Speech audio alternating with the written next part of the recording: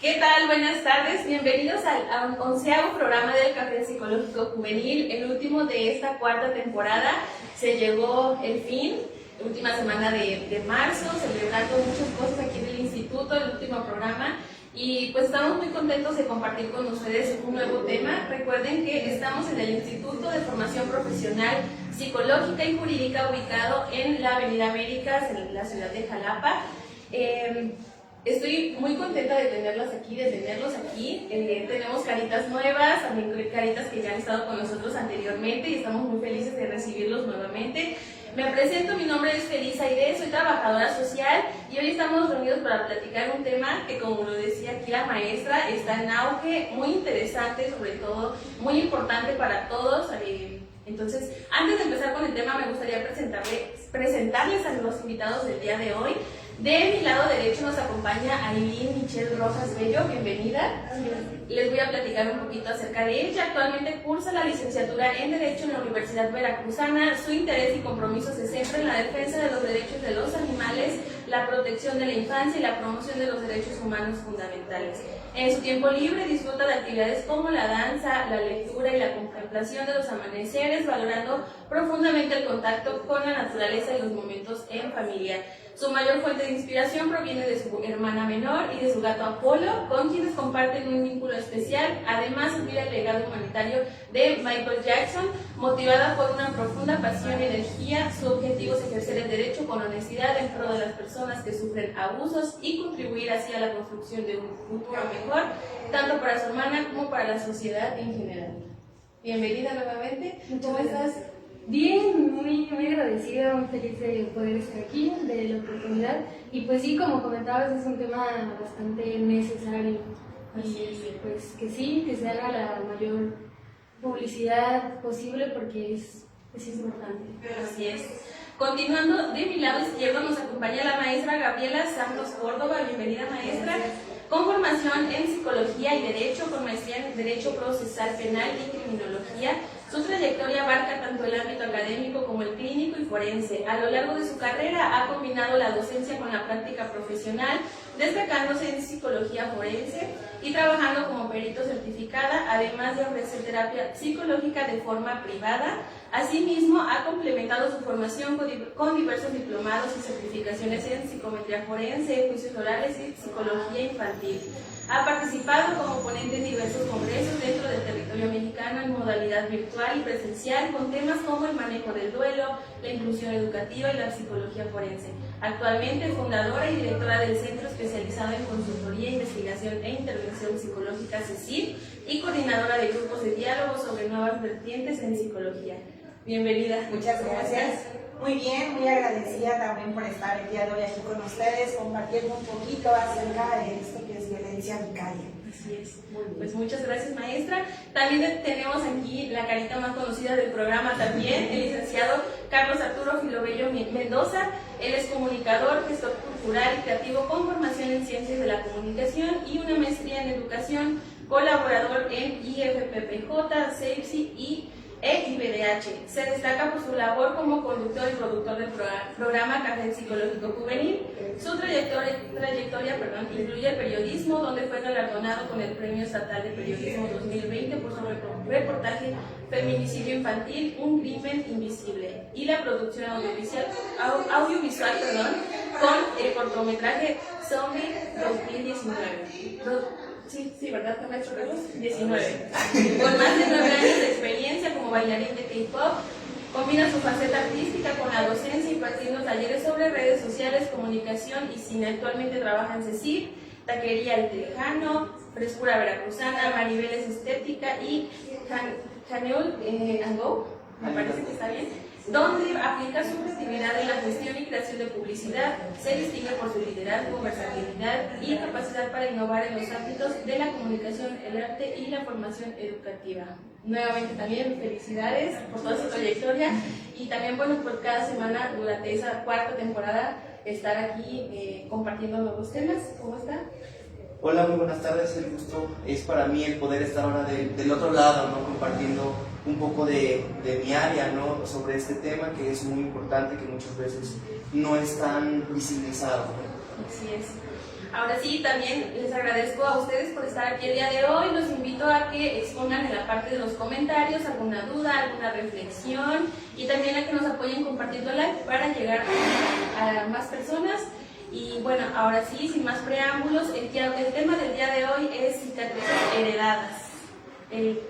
¿Por qué el tema? Hablando de violencia vicaria. Tengo por aquí una cita que me gustaría leérselas, hablando un poco detrás de cámaras, le encontramos esta relación y dice así: poder sentirse seguro con otras personas es probablemente el aspecto más importante de la salud mental.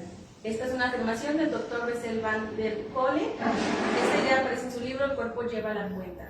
Entonces, hablando sobre pues las infancias, maestra, hablábamos hace un momento lo importante que es construir también estos vínculos afectivos sanos. Así es. ¿Qué les parece?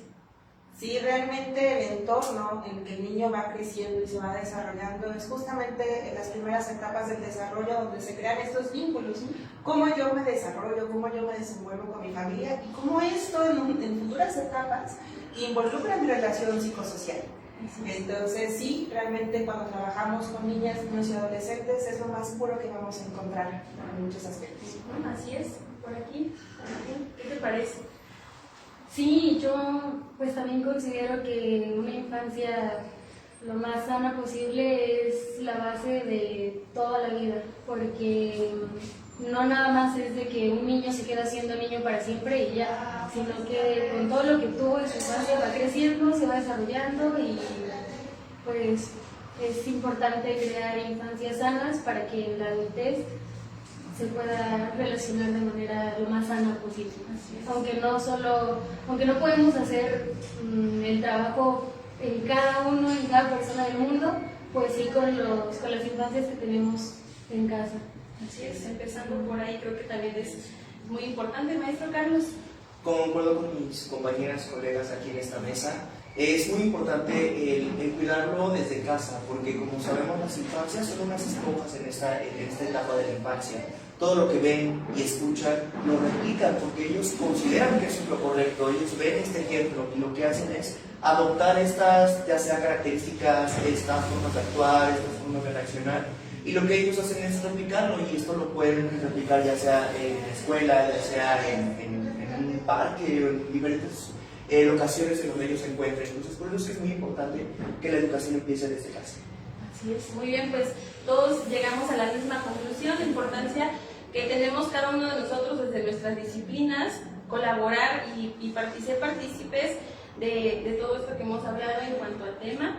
Ahora sí, vamos a adentrarnos al tema de la violencia vicaria, qué es y cómo se puede crear conciencia sobre ella. ¿Alguien que guste empezar, maestra? Le cedemos la palabra.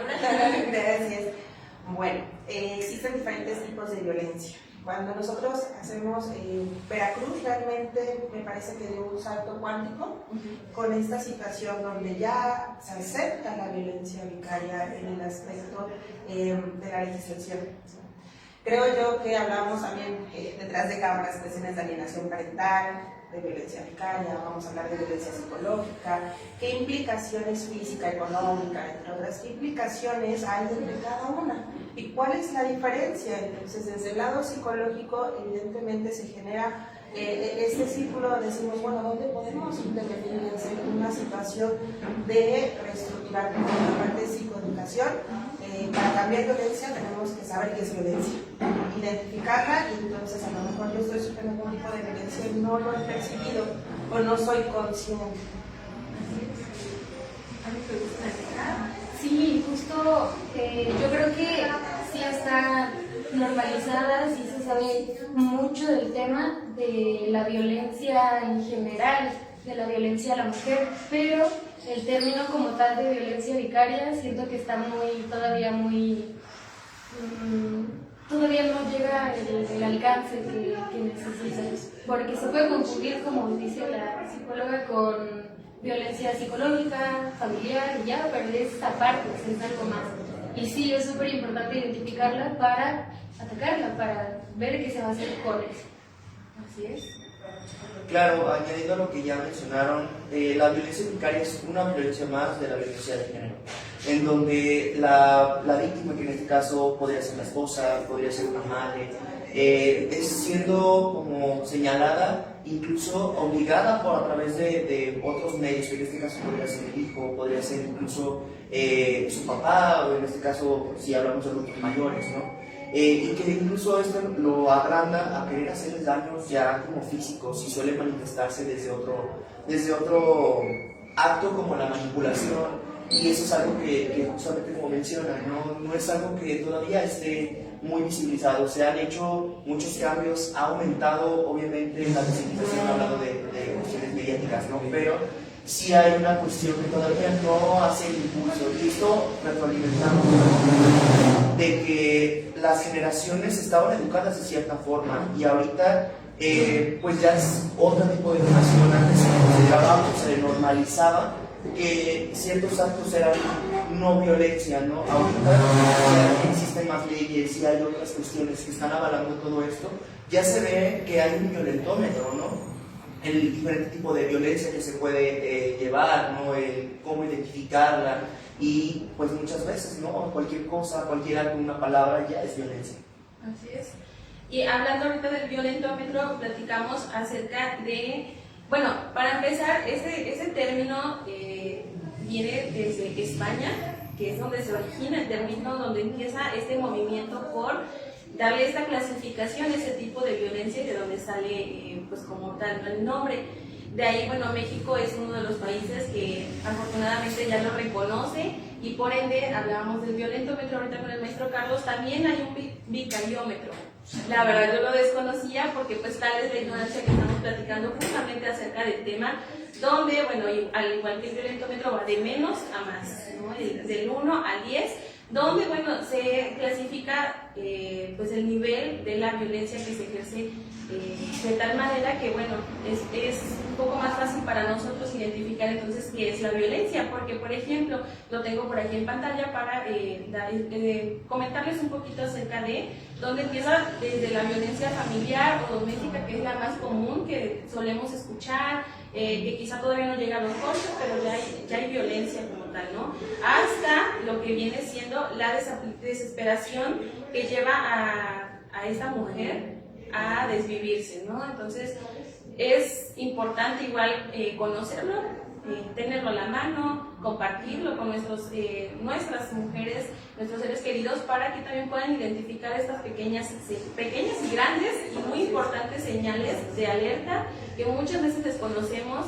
Y aparte, bueno, es violencia vicaria e institucional, así lo maneja este vicariómetro, donde podemos ver que no solamente la violencia la ejerce el hombre dentro de la familia, también se puede llegar hasta la institución. Maestro, usted que tiene la experiencia también en cuanto a las instituciones, donde la mujer también es víctima de... Bueno, aquí sí hay varios puntos a resaltar. Como bien lo dices, es una situación que se acumula, ¿no? El primer tema es, bueno, mi madre, donde yo crecí, mi historia de vida, lo que ella, de qué manera la educaron, me educa a mí. Y al mismo tiempo, como yo estoy educando a mi hija. Y en eso vemos como en estos puntos ciegos que decían hace un momento, bueno, tengo que verlo, informarme, identificarlo, y entonces, ¿ahora qué hago? Fíjate, compañera, que dentro del margen del proceso terapéutico llegan casos, lamentablemente son muchos casos que llegan con características de este tipo. Algún tipo de violencia, cuando en sesión surgen temas como es que no sé qué hacer, es un tema muy relevante, el suicidio, ¿no? No sé qué hacer, psicóloga, estoy desesperada, ya no veo de qué manera, tengo que tolerar esto porque si no voy a hablar a mis hijos. ¿Cómo es que desde la desesperación nos motiva a permanecer en ese ciclo de violencia? Pareciera una necesidad. ¿Qué tengo que hacer entonces para reestructurar y salirme de este proceso? Y bueno, desde las instituciones, lamentablemente, justamente caemos en estos puntos. Si yo no identifico qué es violencia, y que bueno, ya tiene un término específico como violencia vicaria, ¿cómo yo podría saber que lo están ejerciendo así cuando lo hemos normalizado en este contexto psicosocial? Así es. ¿Algo que gusta agregar? Sí, también como parte de la definición, se cree que nada más es de una expareja, de una parte de la pareja a la otra. Generalmente es de hombre hacia la mujer, pero no solo es que los hombres sean los agresores. Estadísticamente es entre el 80 y el 90% las víctimas son mujeres, pero también hay un espacio para que las víctimas sean hombres. Y lo más común es que se manipule, se chantajee con los hijos, pero puede ser como tú decías, con padres, con familiares, con seres queridos e incluso con nuestras mascotas de compañía también. Así es, eso igual es un dato muy importante porque, bueno, a lo mejor no tuve hijos con mi expareja, ¿no? Pero tenemos este vínculo en cuanto a las mascotas, y también es un medio de chantaje, como lo veíamos en el violentómetro, en el vicariómetro, o con los padres, como lo decías. Entonces ahorita igual como que me surgió esa duda, ¿dónde entonces de hermanos a hermanos podría surgir? En cuanto a los padres, por ejemplo. Bueno, aquí tendremos que tener mucho cuidado en esta situación de visualizar ciertos puntos, porque tenemos que ver, bueno, cuál es el objetivo incluso de identificar una violencia vicaria. Voy a proceder jurídicamente, voy a poner un acto que es dentro del proceso incluso terapéutico, los límites, lo trabajamos para que podamos crear un proceso de desvictimización, pero aquí tendríamos que cuidar justamente estos parámetros. ¿Qué tipo de violencia estoy yo sufriendo? Y bueno, dentro de este sistema familiar, ¿qué características tengo?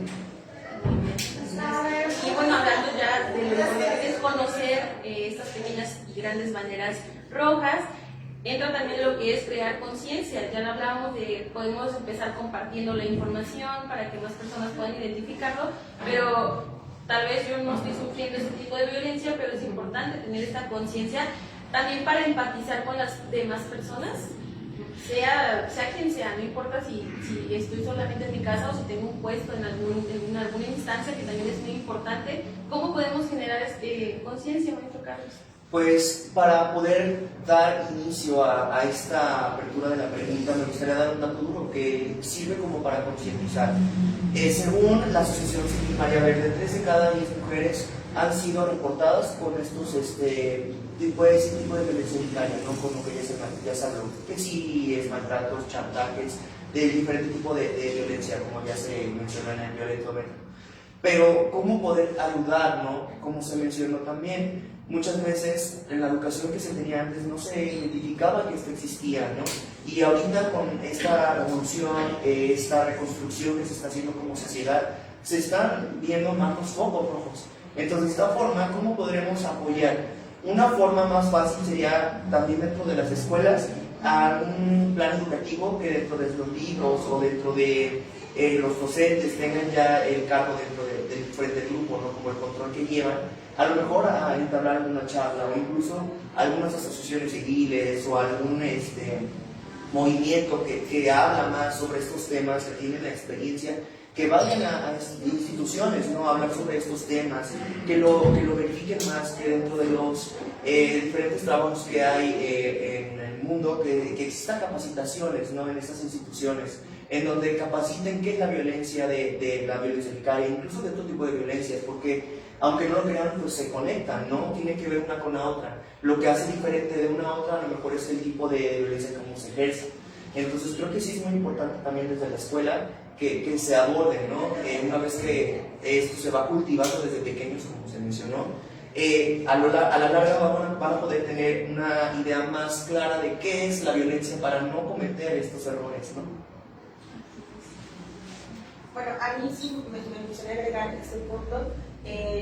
Bueno, partimos del proceso de comunicación casa, sociedad, escuela, y tenemos también las políticas públicas, ¿no? ¿Qué estamos haciendo a través como Estado que pertenecemos a un territorio mexicano?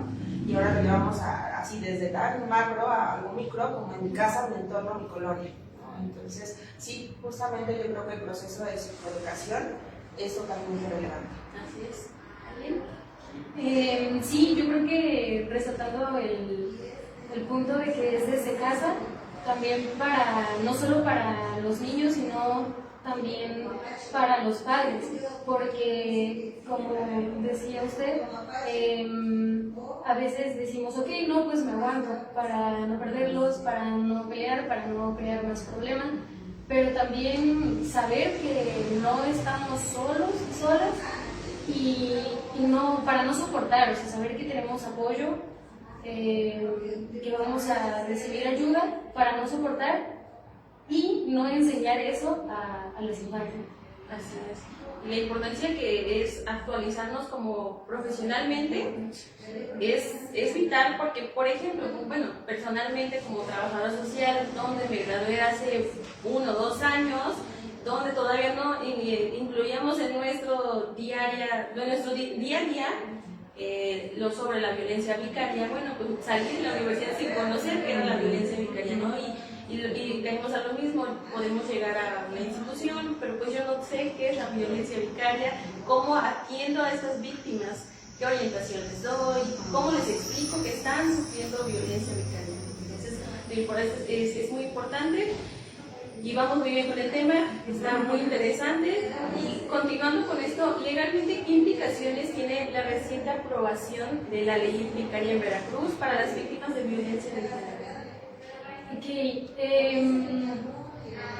tiene un poco de historia este término que fue acuñado desde el 2012 por la psicóloga, me parece que se llama Sonia Vicaro, algo así, desde 2012, pero pues no se había como tipificado a lo bien. Fue hasta el 2023 que se hizo ahí como una modificación a la ley, me parece que es la ley de acceso de las mujeres a una vida libre de violencia, pero fue hasta este pasado 6 de marzo que ya se estableció como violencia, o sea, ya como término, que obviamente tiene implicaciones legales, sanciones, que van desde los 2 hasta los 6 años de prisión y para el agresor o agresora, y también pues que pueda perder la custodia, que haya medidas de que no se puedan acercar a las víctimas. Así es, por lo que tengo entendido, bueno, en cuanto a los años de prisión, por ejemplo, depende también de los agravantes, me parece, sí, ¿verdad? Donde, bueno, se tiene que hacer la investigación como tal. Sí, porque pues aunque sí es violencia y aunque sí está sancionado, pues nunca va a ser lo mismo haber chantajeado, manipulado, haber asesinado a los menores. Pues. Algo así se está investigando y se me hace increíble realmente que exista como tal, desde la violencia psicológica hasta este punto de lo que es, bueno, quitarle la vida, ¿no?, a los propios hijos. También veía que es importante tener en cuenta los antecedentes del agresor. Maestra, ¿qué nos puede decir? Sí, bueno, aquí a mí me gustaría aportar desde la visión como pericial, ¿no? Que es mi rama a la que me dedico.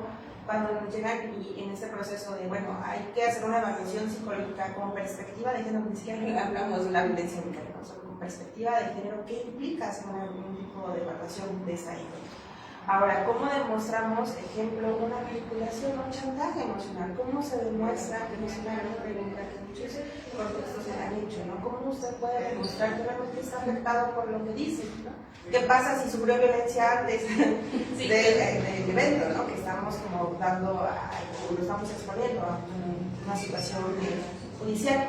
Entonces, bueno, hay protocolos que nosotros también utilizamos, hay un proceso específico de la evaluación psicológica para identificar, ¿no?, historia psicobiográfica, los antecedentes, incluso a veces sí ya están solo con la víctima, sino tenemos la ventaja de determinar también con quién ejerce esa violencia. Eso también creo que hemos avanzado y cada vez veo este trabajo interdisciplinar entre las diferentes áreas, que es trabajo social, derecho, psicología, antropología, y bueno, vamos encauzando esta situación de entender cómo es que el entorno puede influir y puede regalar ciertos términos psicológicos, ejemplo, el modelo ecológico, ¿no? ¿Qué es lo que dice el modelo ecológico en torno a estos tipos de violencia que tuve la oportunidad hace unos días de compartir con compañeros acerca del abuso sexual contra la infancia? Entonces ocupamos como ciertos aspectos que van totalmente relacionados entre vecinos y compañeros, ¿no? O sea, no podemos hablar de una violencia aislada, lamentablemente van acompañados. Que afortunadamente se les está dando un nombre, para que se hable y se conozca comunidad. ¿Maestro Carlos, algo? Sí, justamente qué bueno que menciona eso, porque creo que a la hora de, digamos que dividir por nombres o identificarlo de esta forma, la gente lo puede entender un poquito más, porque así dice, bueno, de esta forma este tipo de violencia es por esto y esto, y así está por esto, y es más fácil que lo puedan observar. Justamente también estaba investigando que para las personas que han sido víctimas de esta violencia también hay ciertas normas, ¿no? que lo resguardan. En este caso, por ejemplo, el Instituto Veracruzano de las Mujeres y la Comisión Estatal de Derechos Humanos apoyan de esta forma a las víctimas dando asesoría para que puedan acudir a estas instituciones, no justamente a que hagan valer sus derechos, a que se informen también, porque como mencionaba usted al inicio, a lo mejor sí detecto que existe esa violencia, pero ¿cómo voy a proceder? ¿No? O sea, ¿cómo hacerle? ¿No? ¿Cómo voy a accionar en este punto? ¿No?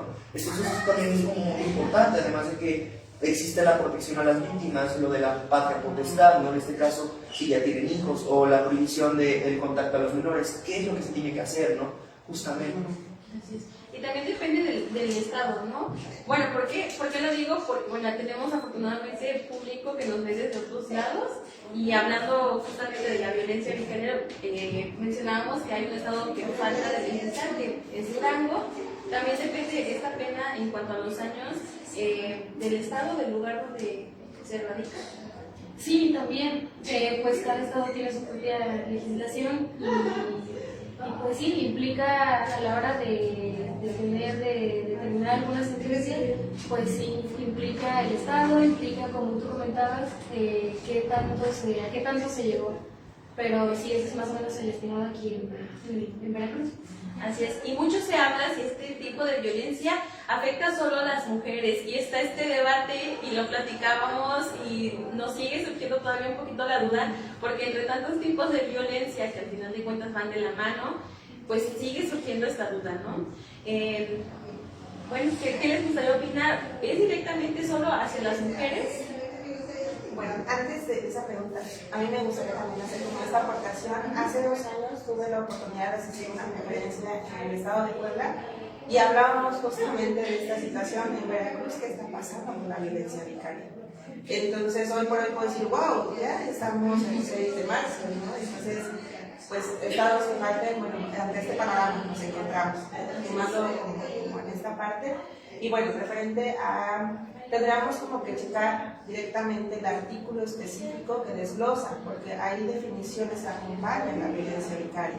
Entonces sí se puede comprender desde el entorno que es hacia la mujer, es dirigida hacia la mujer. Así es. Por lo que le tengo entendido, pues se considera como tal violencia de género. Analizábamos esta situación en cuanto a los hombres un poco, y lo que mencionaba la maestra Gabriela acerca de la alineación parental, y donde se puede quizá confundir un poquito lo que es la violencia, a mí me quedó claro con un ejemplo que escuchaba justamente, donde decía, bueno, es que no se justifica, y a lo mejor ahí también es común que nos confundamos un poco. Decía un ejemplo, es que también la mujer chantajea al hombre cuando le dice, si no me das la pensión alimenticia, no te dejo ver a tu hijo. Y decían, no está bien que se haga así, pero de cierta manera la mujer está buscando la manera de hacerle valer su derecho a su hijo, y es la manera que encuentra, porque no encuentra otra. Está mal, sí, pero no se considera violencia vicaria. Eso es lo que yo tengo entendido. Algo que me gusten por aquí comentar. Bueno, a mí sí me gustaría aportar desde el punto que, bueno, es lo que hemos comentado, ¿no? Por mi desesperación yo puedo tomar muchas decisiones, pero a lo mejor no me doy cuenta que en esa desesperación que estoy viviendo como adulta, lamentablemente involucro a uno de mis hijos, una niña o un niño, y bueno, que son secuelas que a nosotros los terapeutas nos toca acompañar en la vida del adulto, y esa parte yo sí puedo decirles así como puntuales ciertos casos, y tengo como que se quedan grabados, ¿no? Como no saben lo mal daño que me hizo Gaby. Mírame cómo estoy, ¿es cierto? Hay una situación de corresponsabilidad, pero a mí no me toca esa visión de, bueno, ya eres un adulto, ¿no? Entonces, a lo mejor en cierto momento de etapa no hubo otra situación, pero ahorita nos encontramos en que ya podemos hacernos responsables. Pero sí, evidentemente las secuelas a largo plazo se quedan. Entonces sí, puedo tener esa desesperación, pero caemos como en esta situación que decíamos, ¿cuáles son mis redes de apoyo?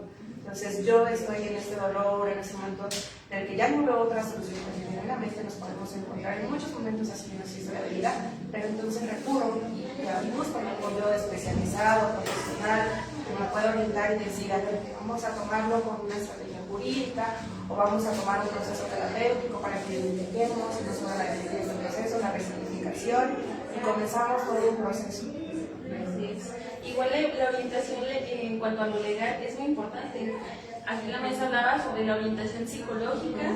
En cuanto a la orientación legal, es importante también que lo tengamos en cuenta. Muchas veces decimos, no, pues es que también las asesorías me las van a cobrar, ¿no? Porque pues es trabajo. Entonces, ¿qué opinas? ¿Es importante que nos asesoremos también? Sí, completamente. Es cierto que al no haber al no difundir tanto el tema o la definición como tal de este tipo de violencia, pues obviamente no podemos, las víctimas no pueden acercarse o salir a pedir ayuda porque ¿a dónde van? ¿Qué se hace? Pues me lo van a cobrar o no, pues igual, ¿cómo voy a comprobar que me manipuló si pues no me hizo nada, ¿no? Pero sí, justo al hacerlo público, al difundirlo, pues tenemos más oportunidad de que no quede pues, impune. ¿Sí? Sí, porque qué complicado estar en esa situación donde tú ya sabes que estás viviendo ese tipo de violencia y que ¿qué hacemos? Normalmente, no sé, ir a la Procuraduría de Protección a los Niños, Niñas y Adolescentes, ir a la Fiscalía, ir a alguna institución, pero ¿qué pruebas llevo? Justo como lo decían, ¿cómo compruebo que me está pasando? ¿Maestro Carlos? Sí, añadiendo a esto, yo creo que también es muy importante, como mencionaban las redes de apoyo. Muchas veces cuando empieza a detectar alguna cuestión, empieza dentro de la charla, ¿no? Empieza como de pues, hablar con una persona con la que más se tiene como una empatía o confianza, o sabes qué, me pasó esto y esto y esto. Y por eso es tan importante que aunque uno no sufra esa violencia, conozca del tema, porque entonces entre esa charla que se está dando, se van a aprender como los ojos, ¿no? Como de, o sea, lo que me estás contando, ya detecto que es violencia vicaria, y entonces, o otro tipo de violencia, y entonces así se le puede dar como este consejo a la persona, ¿sabes qué? A lo que yo sé, mira, la violencia vicaria es esto, y me estás contando, ¿no? Puedes hacer esto, y así pueden reaccionar ya a poder llegar como a estas instituciones y poder darle un seguimiento al caso, ¿no? Y ahora sí, ver si tiene evidencia, ¿no? Recurrir allá, generarlo. Y bueno, a mí me gustaría aportar esta situación en la que ya hay señales universales, ¿no? De pedir auxilio, y lo vemos en redes sociales. Entonces, yo creo que vamos avanzando y cada vez se visualizan diferentes puntos que en otro momento histórico pues no lo hubiéramos podido hacer. Así es, y hace un momento comentaba acerca de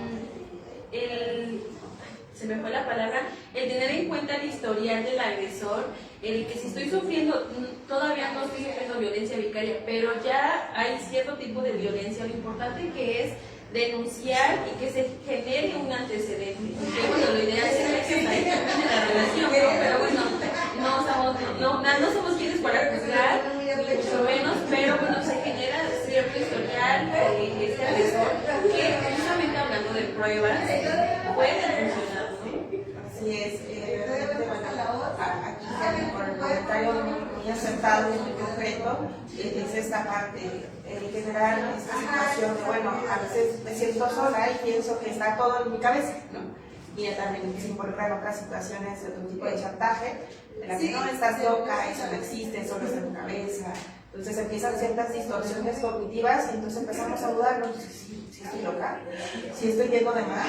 Entonces esta parte de las redes de apoyo, en la parte de la comunidad, en la parte social, es muy importante no perderlas, que también incluso es una de las ventajas que ocupan a veces los agresores, aislar a la persona. Así es. ¿Algo que gusten agregar? Yo creo que por más que se intente aislar a alguien, siempre vamos a estar en contacto. Y ahí la importancia de lo que tú decías, de estar informados para que, ok, tal vez no sale, no tiene teléfono, no puede ver redes, pero a lo mejor platicando, ahí se puede, desde ahí se puede ya comenzar. Así es. Continuando con, bueno, nuestra charla por acá, maestra, hablando acerca de toda esta, bueno, toda esta problemática emocional y en cuanto a la salud mental que se genera tras este tipo de violencia, ¿cuáles son los efectos psicológicos a corto y a largo plazo en las víctimas de este tipo de violencia? Bueno, situaciones podemos ver autoestima, autoconcepto, mecanismos de defensa, disociación, situaciones incluso de generar un vínculo ahora seguro, ¿no? Por ejemplo, sufrir un tipo de violencia y generar un trauma, a veces no está haciendo un trauma en la infancia, ¿no? No hablamos como de su título. Charla de hoy, qué trauma me está generando, y esto es incluso qué estrés postraumático va a generar esta situación, trastorno del sueño, trastorno de alimentación, qué implicaciones ahora, cómo yo voy a poder confiar si ya me hicieron daño, cómo puedo soltar, cómo puedo resignificar. Entonces a corto, mediano plazo son situaciones en las que nos hemos involucrados en estructuras cognitivas, y a largo plazo lo que decíamos, ¿qué voy a enseñarle yo a mí? Esa parte de vinculaciones, el tipo de apego, mecanismos de defensa, son lo que nos tiene a nosotros en nuestra estructura yoica, que nos da seguridad, que podemos, esta proactividad, esta situación de resiliencia, ¿no? Que hablamos, situaciones como factores de riesgo y factores protectores, en qué momento me encuentro en esta punta de riesgo, que nada más estoy viendo como la punta, ¿no? De la situación, a lo mejor fue un golpe o fue directamente el chantaje emocional, pero ¿qué hay de forma, ¿no? Que me llevó a tolerar y aceptar esa dinámica de vida? Y entonces, ahora es momento del cambio, ¿no? Lo acepto, lo resignifico y continúo. Eso es como nuestro objetivo ideal, hablando de los dos panoramas, tanto positivo como negativo. Y bueno, por un lado esto, y también lo que es el hecho de repetir patrones, en el caso de los niños, el crecer con esta figura, en este caso paterna, y igual en cuanto a la figura materna, es complicado después tratarlo, me imagino. Sí, porque aquí, bueno, veamos ahora pequeños, cuando es mi entorno familiar, ¿no? Adolescentes, adultos, jóvenes, es honor a mi pareja, pero resulta que también a lo mejor sigo dependiendo económicamente de mis papás. Y entonces, ¿qué vinculación yo puedo generar cuando desde pequeños tuve como esta creencia o estas ideas que a lo mejor mamá o papá ejercieron hacia mí? Y entonces me ha costado resignificar, como a lo mejor las personas, esa terminología como psicológica no le dan, pero realmente eso es el fondo, ¿no? Entonces ahora, ¿cómo lo puedo yo enfrentar, ¿no? ¿Cómo puedo confiar en mi papá si él fue el que causó este daño? Y empiezan un poquito de mecanismos de compensación, ¿no? Mi mamá sufrió por mi papá, entonces empezamos a sustituir ciertos roles que tampoco se debe. Entonces sí, es complejo realmente la dinámica, y eso evidentemente impacta en cuestiones incluso ya patológicas, ¿no? Caemos en anormalidades, donde yo tengo ya tanto estrés que ya tengo dermatitis, ya no puedo dormir, entonces ya estoy de mal humor, ya me siento abrumada, incluso empezamos con situaciones de no como, ya me desmayo en la calle. O sea, sí son situaciones de riesgo en varios aspectos, tanto psicológicos como la psicosomatización, y ya caemos en lo físico. Qué complicado llegar hasta ese punto. Sí, pero realmente sí existen los casos y lo vemos como una normalización. Entonces empezamos en el proceso terapéutico clínico. El objetivo es, bueno, que identifiquemos y lograr salir de este sistema que nos hemos visto involucrados. Bueno, sí es mucho también de paciencia y persistir. Sí, justo lo que decíamos, que pues un niño no va a ser niño para siempre. O sea, su infancia es la base, pero va a llegar un momento en el que va a ser un joven, un adulto, y qué patrones va a repetir. Y es cierto que nadie tiene la culpa de lo que le haya pasado, de los traumas, pero al ser adultos ya somos responsables de cambiarlo, de modificarlo. Sí, es algo muy complejo porque justamente se ve en casa, ¿no? Se ve desde que justamente normalizan lo que está pasando. Y algo que a lo mejor estuve investigando en redes sociales y en redes sociales te saca información como de, oye, en estos grupos, ¿no?, de apoyo que existen, yo creo que mi hijo se hace pipí, ¿será normal?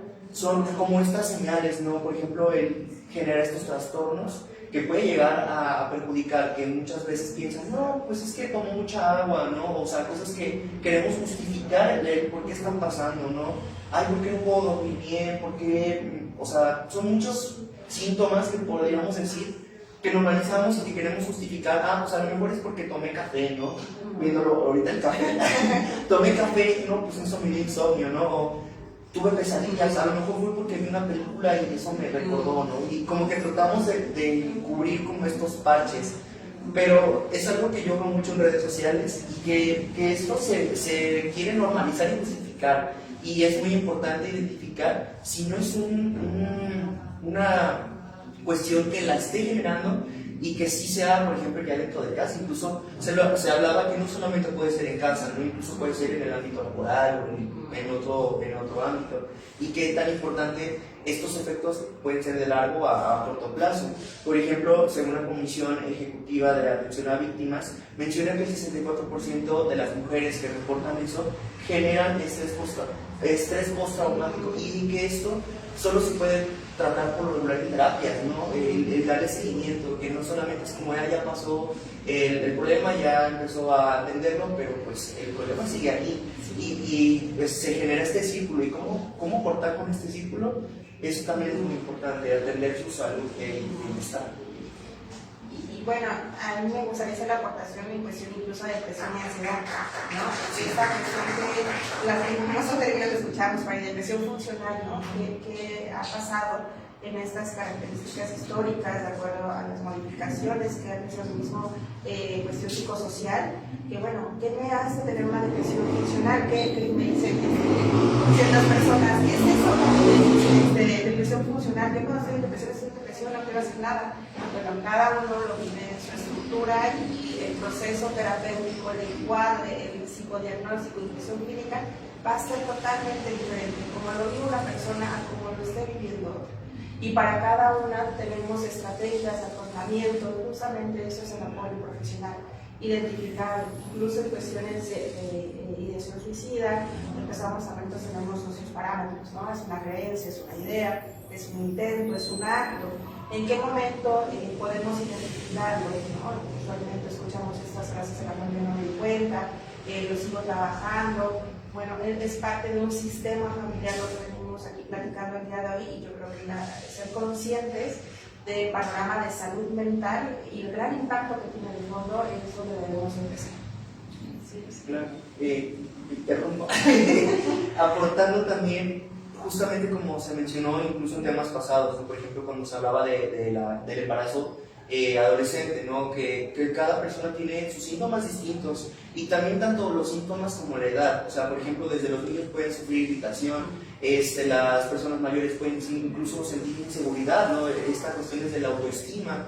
Es muy importante identificar eso y no querer generalizar que porque una persona tuvo un cierto síntoma, no la otra persona lo va a sufrir igual. Cada persona es distinta y obviamente los patrones que va a seguir no son iguales. Así es. No, hombre, aquí es para que tomemos nota y no nos dejemos llevar, porque como le decíamos también, lo importante es que leer desde fuentes confiables para saber en qué punto estamos también nosotros ubicados. Y hablando de leer, de fuentes oficiales, maestro Carlos, desde su ámbito, ¿considera que hay suficiente cobertura mediática sobre este tipo de violencia y sus consecuencias a las víctimas?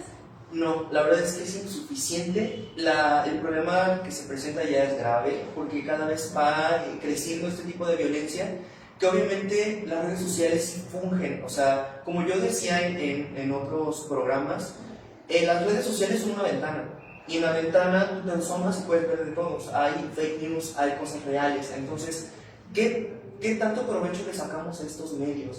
No le damos este uso adecuado. Creo que si se generara este tipo de contenido, por ejemplo, en donde este tipo de charlas se extienda y que no solamente sea para mostrar un producto o hacer tendencia a ciertos reels o algo por el estilo, creo que la falta de visibilidad hace mucho problema aquí. Recordemos que por ejemplo, la experiencia infantil, retomando un poco de uno de los reportajes que yo hice en periodismo, es un tema que no es visibilizado. De hecho, justamente por eso le otorgué ese nombre, el crimen invisible. ¿Por qué? Porque no se habla del tema. Se dice, pues son menores, no hay que darle importancia. Y la verdad es que sí es algo que impacta, o sea, porque es una infancia, ¿no? Y si desde chiquitos no le damos esta importancia, ¿qué va a pasar a mayores?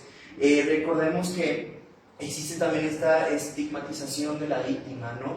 Que esto puede generar algunos casos, ¿no? de mujeres que se sienten vulnerables, y cómo podemos erradicar, ¿no? Justamente con cuestiones más de publicidad, ¿no? Muchas veces dentro de la publicidad también encontramos herramientas que pues decimos es publicidad, ¿qué tanto daño nos puede hacer? Pero dentro de la publicidad también es engañosa, ¿no? Y siendo mensajes indirectos, ¿no? Y esto pues también genera ahí ciertos roces. Incluso me gustaría mencionar un dato. Según el análisis del Observatorio de Medios de Comunicación y Género, sobre el 15% de noticias sobre violencias de género en México se mencionan sobre violencia vicaria como problemática específica. Si se dan cuenta, es una cifra muy pequeña, y que pues si observamos igual dentro de aquí en el estado, son muy pocos medios, incluso en la radio, porque muchas veces se pensaba los medios oficiales solamente, que sea televisión y radio, podría decirse, o periódico, son como los medios en donde se pueden obtener más como información verídica. Pero incluso dentro de estos medios ya tampoco se ven estos datos, o sea, como que no se muestran, y si se muestran son muy bajos. O un medio de comunicación que actual yo incluso llego a seguir, que es el de la UB.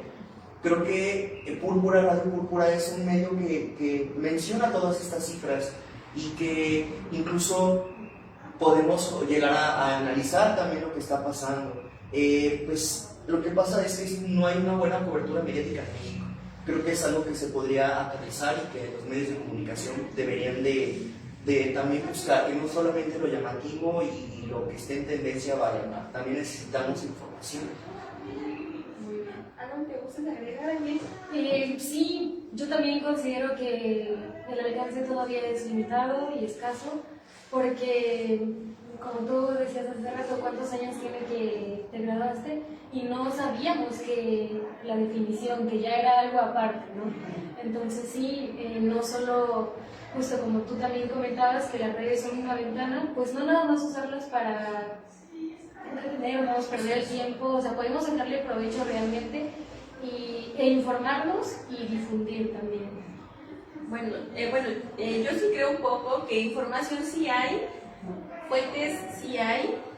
Muchas veces el problema está en nosotros, porque ¿quién en su sano juicio, vamos a decirlo así, como chavo decimos, voy a leer un rato la página del Congreso? No, sin embargo la información está ahí. Afortunadamente igual actualmente las instituciones se están involucrando más a redes sociales, en Facebook. Lo que nos falta quizás es ser más selectivos, porque bueno, está la página, por ejemplo, de DIF, la página oficial. Ya sabemos que para identificar una página oficial, la palomita azul, demás funciones que tiene ahora las redes sociales para identificar. Entonces, bueno, yo creo que sí tenemos la información, que sí hay, pero nos falta, me parece, que interés también.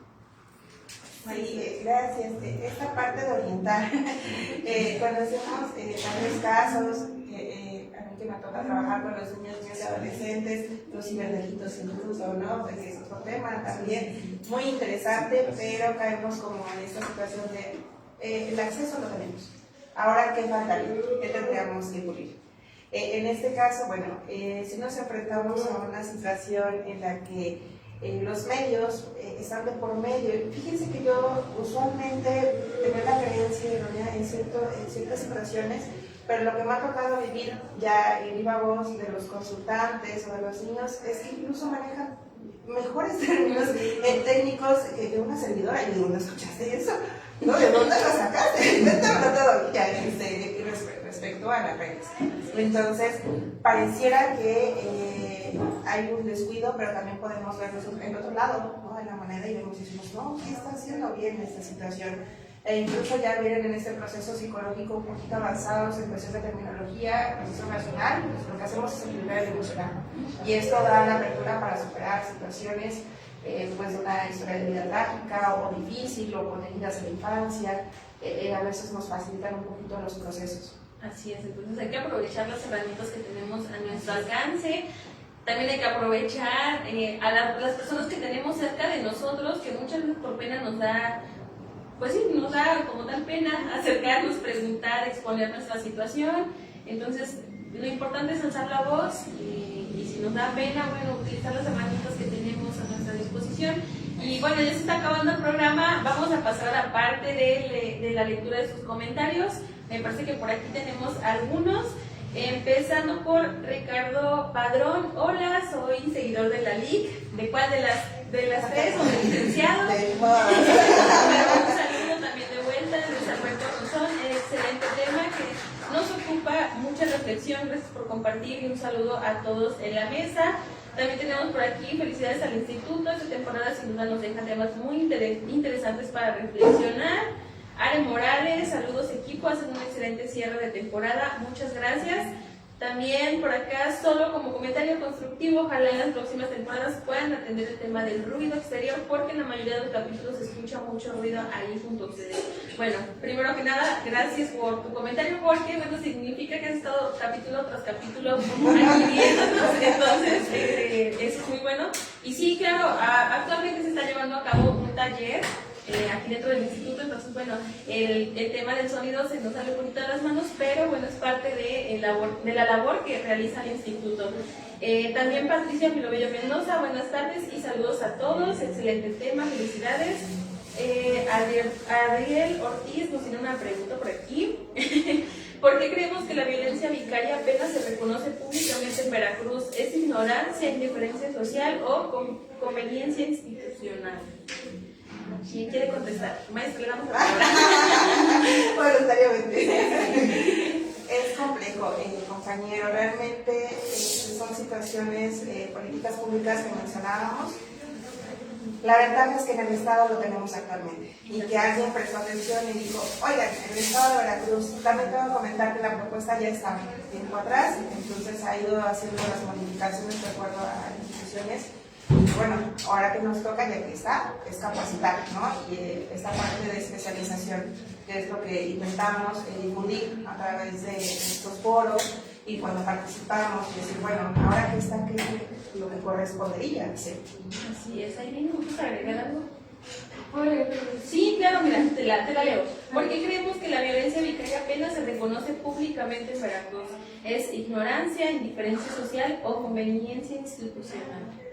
Yo creo que es un poco de lo que tú comentabas, de que la información está, pero no sabemos ser selectivos. Quizás sí sea como un poco de conveniencia, pero personal, ¿no? Como que, pues sí, desgraciadamente, ¿quién va a elegir leer ahí artículos y documentos y noticias en vez de ver videos de risa, no sé? Sí, porque bueno, es más cómodo, se sabe, quedarse callado a veces.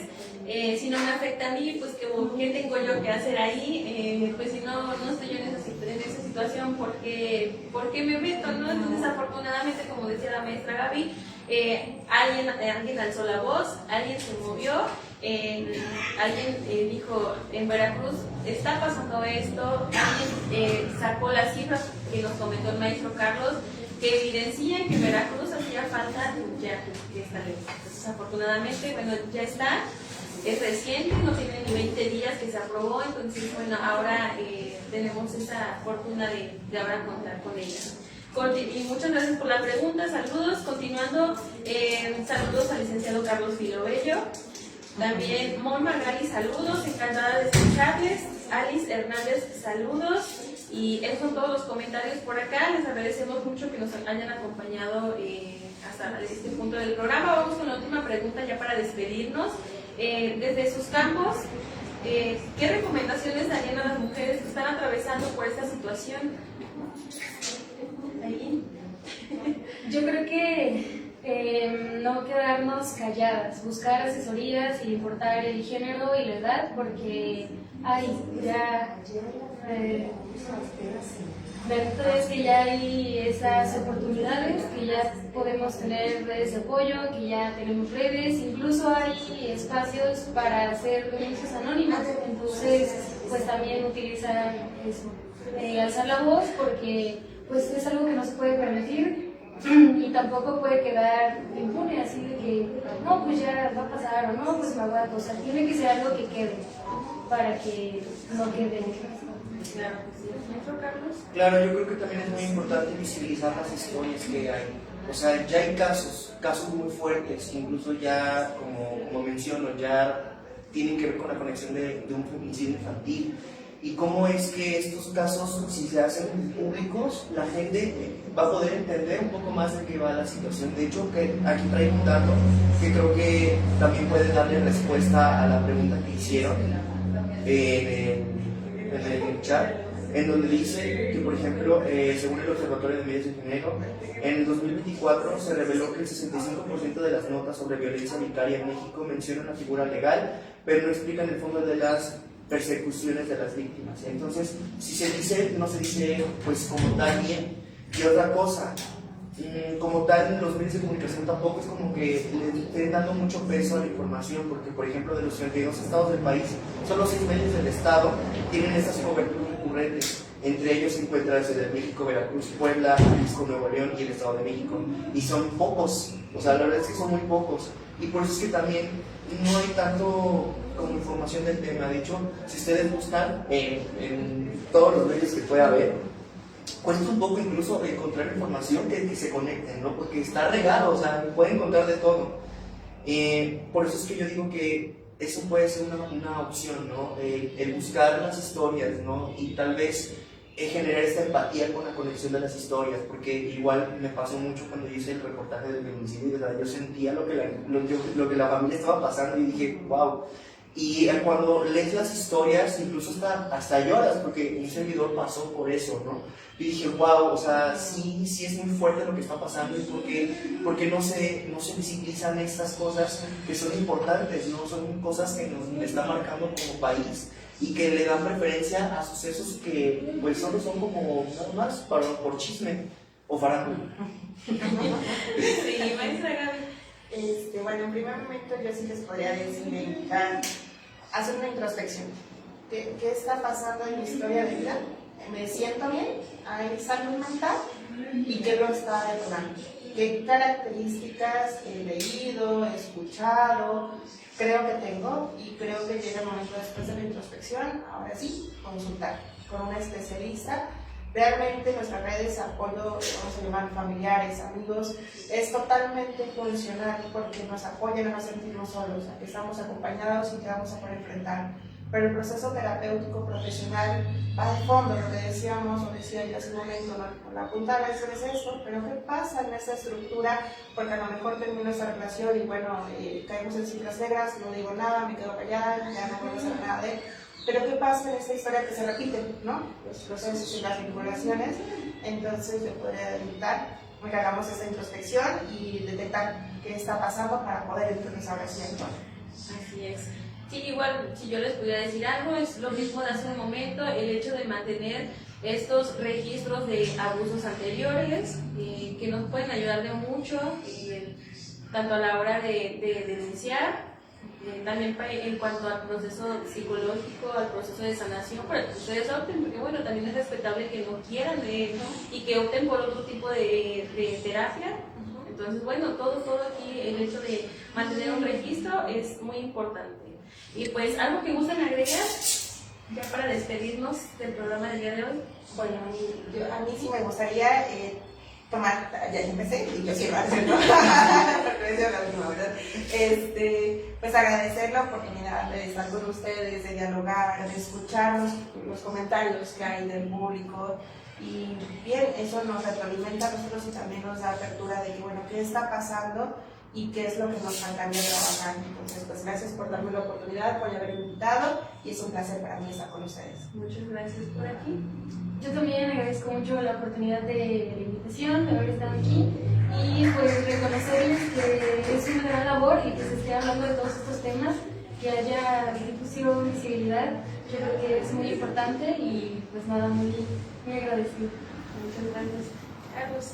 Yo agradezco mucho también la aportación de todos ustedes, porque aunque yo también he estado en la posición de la licenciada Melissa, es muy grato el tener esta sabiduría en la mesa, ¿no? Igual recargarles que se vienen próximas temporadas y que estaría muy bien, igual si tienen algún tema que les gustaría abordar y que quisieran que se entable aquí en mesa, pues con todo gusto nos escriban y nosotros los estaremos leyendo en redes sociales y darle seguimiento. Igual hacer hincapié que no solamente salen estos temas en el mes de marzo, que no solamente hagamos visibles las problemáticas que se están viviendo con las mujeres en este mes, sino que es como el auge, ¿no? Que no solamente sea por este motivo, o sea, porque la violencia no la sufren solamente en marzo, la sufren toda su vida, ¿no? Entonces, qué mejor de erradicar y hacerlo posible. Así es. Pues también de mi parte agradecerles la disposición, agradecerles el tiempo que se toman también para venir y compartir su conocimiento con una servidora y con el público en general. Pues gracias por acompañarnos, por hacer posible este último capítulo de esta cuarta temporada, que cuando se inició, bueno, no sabíamos hasta dónde íbamos a llegar. Afortunadamente aquí seguimos y pues gracias a ustedes que nos siguen viendo semana por semana. Pues también queremos extender nuestro agradecimiento al Instituto Veracruzano de Desarrollo Humano, al Instituto de Formación Profesional Psicológica y Jurídica, quien semana con semana trabajan y hacen una extraordinaria labor en la atención y promoción de la salud mental, un pilar fundamental para el bienestar de nuestra comunidad.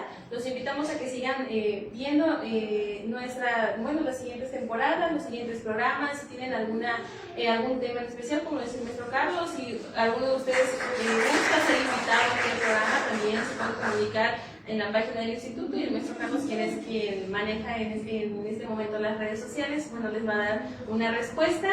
Y pues nos despedimos hasta la siguiente temporada. Muchas gracias nuevamente, gracias a las personas que están detrás de cámaras el día de hoy. Y pues nada, les recuerdo que tú tienes el pincel para crearte. Nos vemos pronto. Yeah.